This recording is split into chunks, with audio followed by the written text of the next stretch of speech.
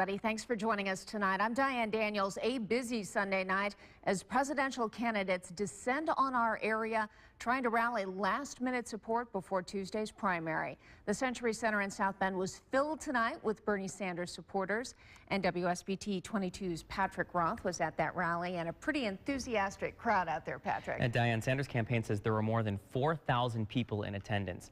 Some of them were waiting in line for hours before the door opened. And even though Sanders himself says his campaign faces an uphill battle, it isn't keeping any of the enthusiasm down there. Senator Bernie Sanders. If Bernie Sanders is facing long odds to win the Democratic nomination, you wouldn't know it from this crowd. Looks to me like South Bend is ready for a political revolution. I think it was very informative. He had some pretty good points. He's definitely for the people. Not only does Sanders need to win Indiana to keep alive any hopes of getting the nomination, he needs to win big. And if turnout at the Century Center was any indication, there is some reason for optimism. We win when the turnout is high. We lose when the turnout is low. We win when working people and young people and people who have in many cases given up on the political process come back in.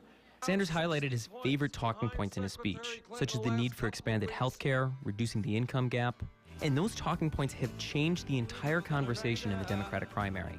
But what that means, and what I'm really proud of, is that what we are doing is becoming our ideas are the ideas of America's future, are the ideas of the Democratic Party's future. This isn't just for kids. I'm going to be 79 in July, and I'm here to support Bernie and pray that he's our next president.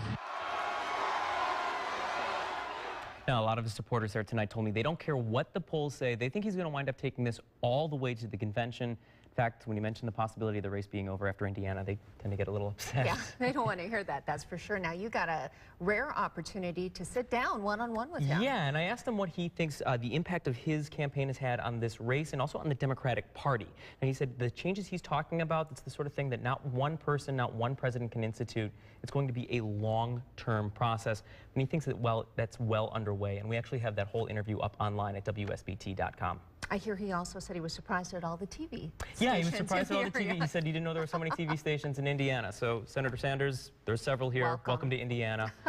We have a couple in South Bend, too. And we will check out your interview online. Thanks so much, Patrick. Well, security certainly